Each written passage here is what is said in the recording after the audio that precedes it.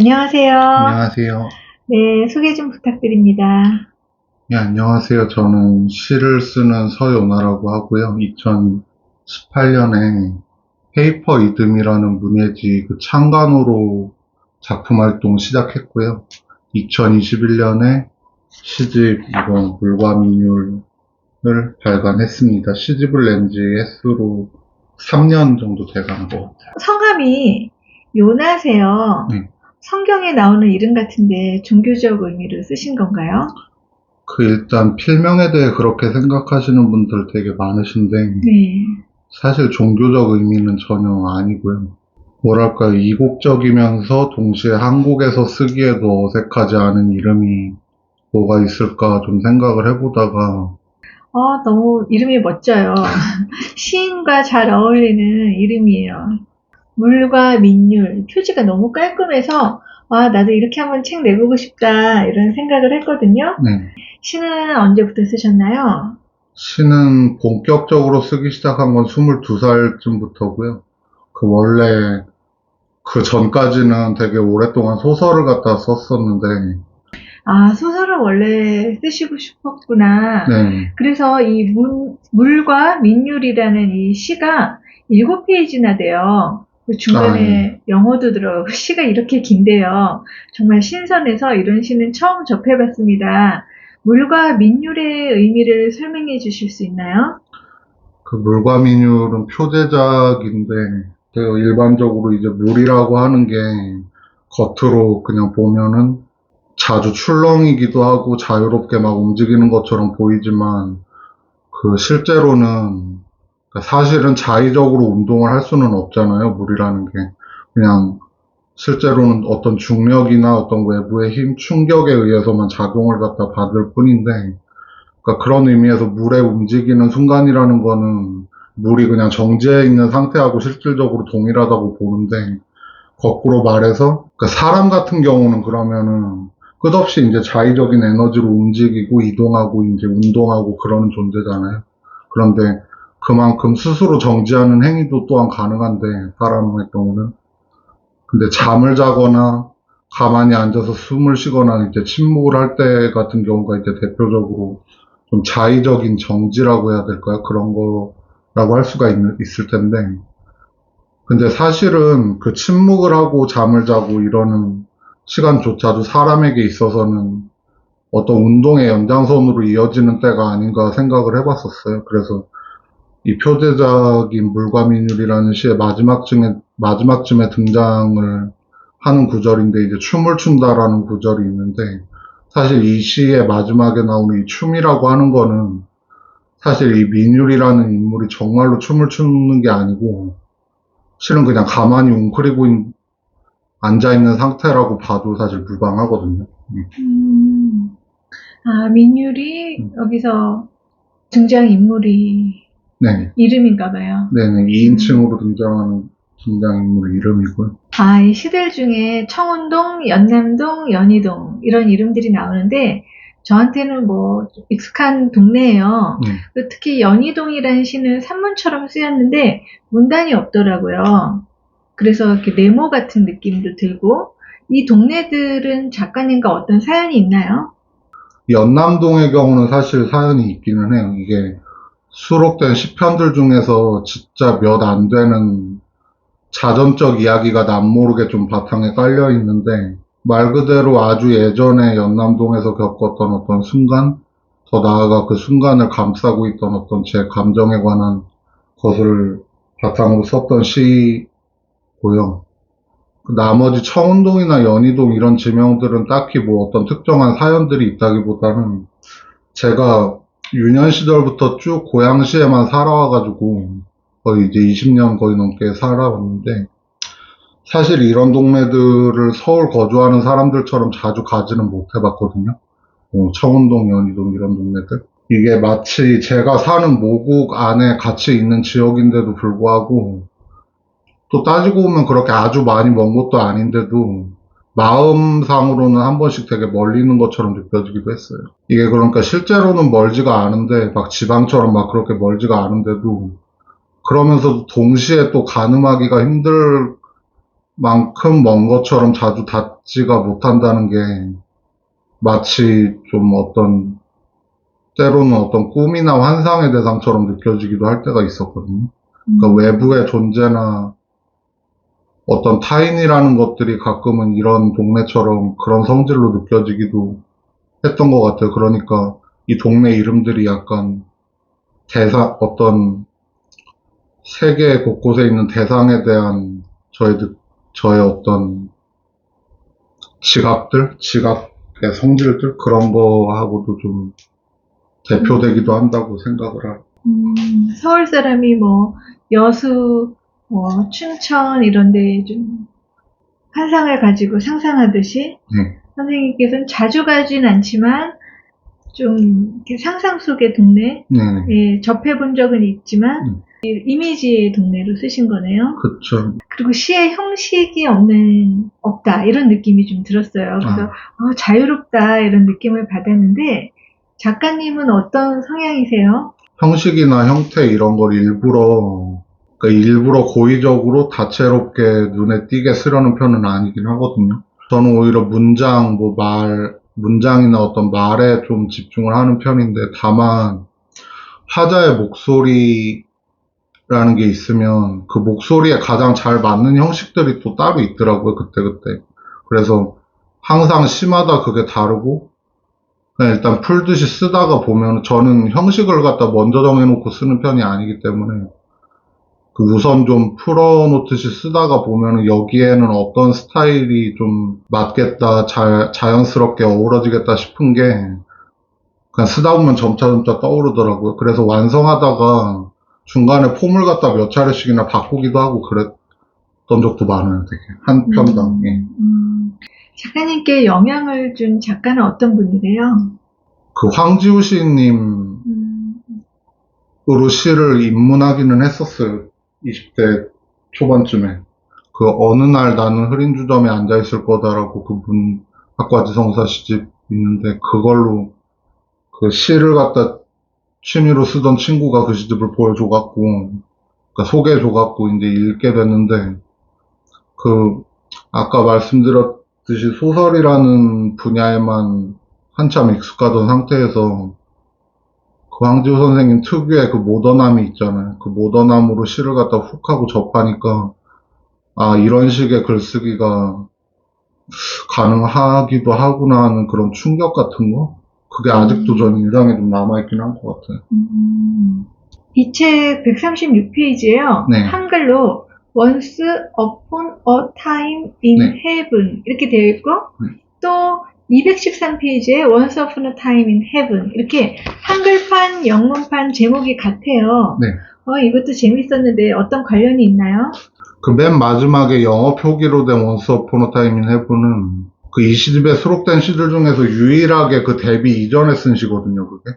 20대 중반쯤이었는데, 제가 이때 그런 생각을 좀 많이 했던 것 같아요. 그러니까 청소년기, 말하자면 10대 시절을 갖다 막 벗어났을 때 느낌이 20대 중반에도 아직은 좀 남아 있었는데, 10대라고 하는 사건의 총체들이죠, 이제.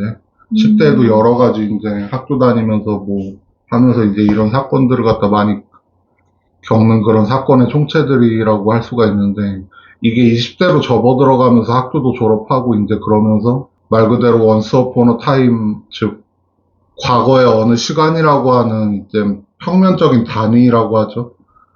그 단위 안으로 그냥 훅 다 녹아 들어가 버리는 듯한 그런 허무함이라고 해야 될까요? 그냥 옛날 일, 과거의 일이라는 그 하나의 단어 속으로 그냥 수렴돼서 다 없어져 버린 듯한 그런 느낌에 대해서 많이 생각을 해봤던 것 같아요. 그런 허전함, 허무함, 거기에 대해서 썼던 것 같은데, 때로는 과거라는 단위가 너무 아득하게 느껴져서 이게 실제 세계가 아니라 약간 여기 제목에 나온 것처럼 헤븐, 약간 천국 같은 약간 타 차원의 일로 느껴지기도 할 때가 있기도 해요. 내가 예전에 10대 때 그 시절에 있던 일들이 진짜 이 세계에서 겪었던 일들이 맞나 싶을 정도로 좀 아득하게 느껴질 때도 있고, 그리고 한글 표기로 된 더 앞전에 Once Upon a Time in Heaven 이 시는 데뷔 이후에 쓴 시거든요.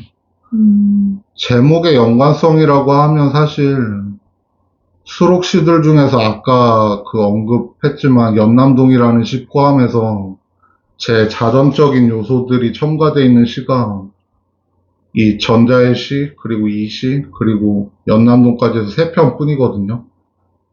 예, 그래서 그 정도 연관성은 말씀드릴 수 있을 것 같아요. 그냥, 데뷔 전과 데뷔 후에 네. 시 쓰는 뭐 느낌이나 감성이 좀 달라진 게 있나요? 많이 달라진 편이에요. 좀. 어떻게 달라졌어요?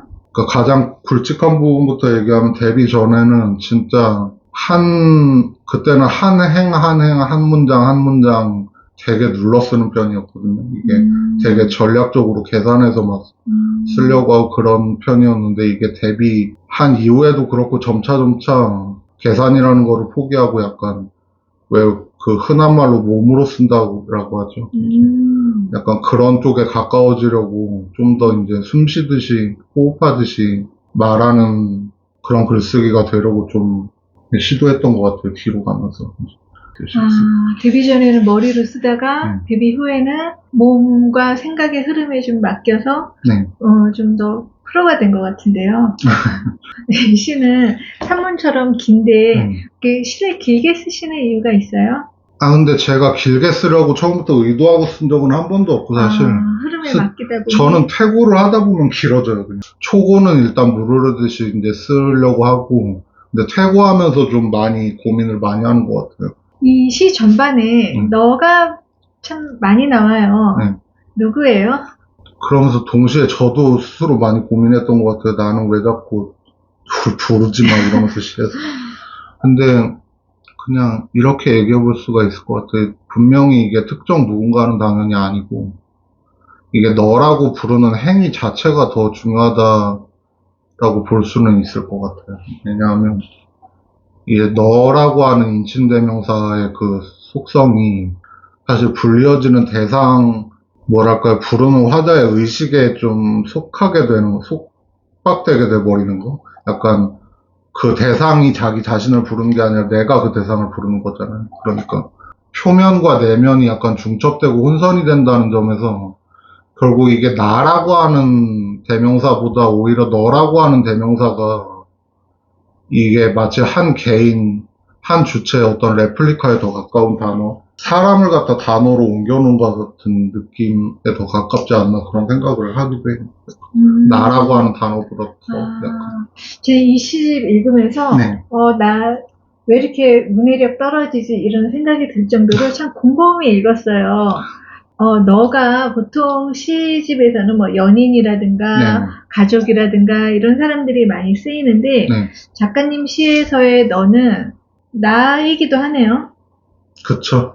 나이기도 하고 제가 이해해 보려고 곰곰이 들어보니까 때로는 나이기도 하고 때로는 불특정한 대상이기도 한데 인간이 어차피 대상이 있어야지 또 인간이니까 나이기도 하고 너이기도 하고 누군가이기도 한 인칭대명사를 많이 사용하셔서 부르신 거. 네, 제가 아까 부른다는 행위? 초반에 그 말씀드린 것 중에 인간의 어떤 운동, 움직임 얘기를 했었던 것 같은데 그러니까 결국에는 너라고 부르는 그 행위? 그것조차 하나의 운동이라고 생각을 한다면은 결국 그 운동성이라는 게 전 중요하게 생각을 했던 것 같아요. 그냥 사람이라고 하는 것 자체가 단순히 이런 무슨 뭐 물건 이런 거하고 다르게 사람이라고 하는 건 가만히 있을 때도 어쨌든 하나의 에너지로 이루어져 있으니까 그런. 근데 사람은 가만히 있을 때도 누군가를 좀 부르면서 사나 봐요. 그렇다고 생각해요. 이거는 철학인데요, 선생님. 이 책을 총 4부로 나누셨어요. 그리고 이곳은 사슴의 멀미 이런 말이 있는데 부연 설명을 듣고 싶더라고요. 어떤 뜻이에요? 여기서 사슴이라고 말을 했는데 굳이 어느 한 짐승, 더 궁극적으로 말해서 어느 한 개체에 혼선되어 있는 의식 속에 모여 사는 그냥 주체들 같다는 생각을, 그러니까 나라고 하는 개인 자체가 어떤 너와 내가 혼선된 하나의 결정체라고 보면은 나 또한 누군가 어떤 개인 속에 혼선되어 있는 주체 중 하나이지 않을까 이렇게 반대로 좀 생각을 하기도 하고요. 우리가 사는 세계가 어마어마하게 큰 거인이 있는데 거인의 그 눈 속이 우리가 살고 있는 어떤 세계라고 한다, 행성이라고 한다, 사실은 그런 전설을 갖다 들은 적이 있다, 뭐 그런 얘기를 하거든요. 그것처럼 이제 하나로 연결돼 있으면서도 또 하나가 아니기도 하고 약간 그런 복잡한. 사슴이 멀미를 해요? 사슴이 멀미할 일이 있어요? 이 세상에서 멀미를 하는 거죠. 차를 타서 멀미를 하는 게 아니라. 아, 그쵸. 네, 이 삶에서 멀미가 생기는 거죠. 네. 의식의 존재의 그런 복잡성을 갖다가 얘기하려고 멀미라고 표현을 했던 것 같아요. 그냥. 멀미하세요? 저 멀미 가끔 아니, 왜냐면 제가 멀미가 심해서, 아, 진짜요? 사슴이 멀미를 해? 근데 사슴이 차를 탔나? 이렇게 단편적으로 생각하다 당연히, 이 세상이 좀 멀미가 나나? 그런데 그것도 아니고, 멀미가 나는 듯한 그런 혼란스러운 세상을 상징하셨다. 그래서 설명을 꼭 듣고 싶었어요. 시인만이 집어낼 수 있는 섬세함인 것 같습니다.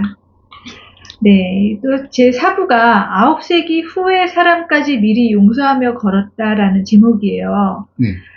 저도 용서라는 단어를 자주 떠올려요. 어려운 일이면서도 되게.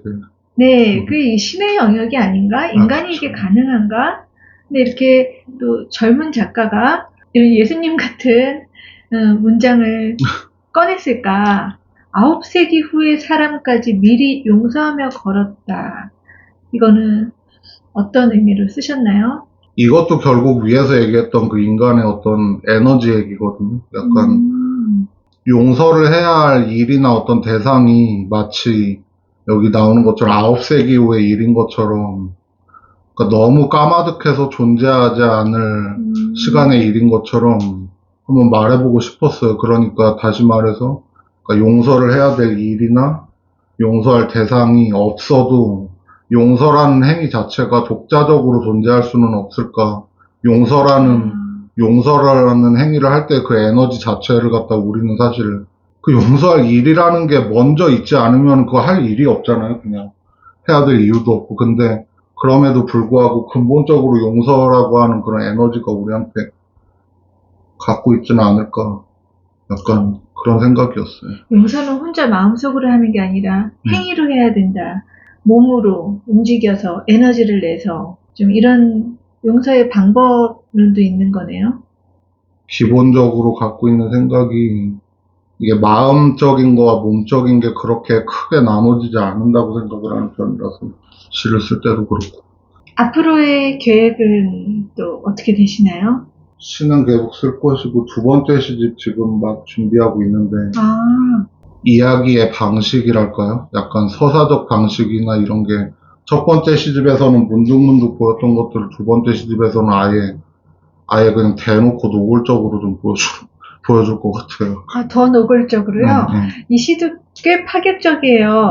가요 가사에 영어가 들어간 거는 봤는데 시 중간에 영어를 삽입한 것은 저는 못 봤거든요. 저는 독창성이라고 해야 되나 새로움이라고 해야 되나 그런 거에 별로 욕심이 없는 편이라서 문장부터 무턱대고 써놓고 문장을 무턱대다 쓰다 보면 되게 이상한 말 같은 게 나올 때가 있거든요. 저도 모르게. 어디서부터 어떤 생각으로 내가 이 말을 갖다가 하게 됐을까라는 생각을 하다 보면 이제 점차 그게 두 문장, 세 문장 되다가 한 문단이 되다가 이제 형식도 들어가고 그러면서 그런 방식으로 좀 많이 써왔던 것 같아요. 끝으로 하시고 싶은 말씀 있으면 한 말씀 부탁드립니다. 상투적으로 말할 수밖에 없을 것 같아요. 그냥 시를 쓸 때, 글을 쓸 때가 가장 나다워지고 제일 좀 뭐랄까 겁이 없어지고 용감해지는 것 같긴 하거든요. 겁이 없어진다. 다른 일을 할 때는 좀 덜 익숙한가요? 그쵸. 제 성격이 그런 편이라서. 시를 쓸 때 마음이 편하고. 뭐 시라고 하는 것이 또 예술이라고 하는 것이 더 나아가서 거짓을 통해 진실을 말하는 거다 이런 얘기 많은데 저는 사실 그걸 좀 다르게 생각하는 게 저는 거짓을 통해서 진실을 말하는 게 아니라 거짓이 있기 때문에 그 뒤에 진실을 갖다 말할 수 있는 면도 있지 않나 생각을 하거든요. 저는 가끔 좀 시가 제가 진실되기 위한 가장 좀 지독한 거짓이 아니었을까 그런 생각도 하기는 해요. 이 시집은 네. 일기 같기도 하고 메모 같기도 하고 네. 시 같기도 하고 그런데 또 철학과 종교적인 사상도 담겨 있고요. 이 책에는 어떤 젊은 작가의 반항과 순수함이 같이 묻어 있어서 그 글 읽는 재미도 솔솔했습니다. 네, 작가님의 다음 책도 큰 기대를 하고 기다리겠습니다. 감사합니다. 네, 감사합니다.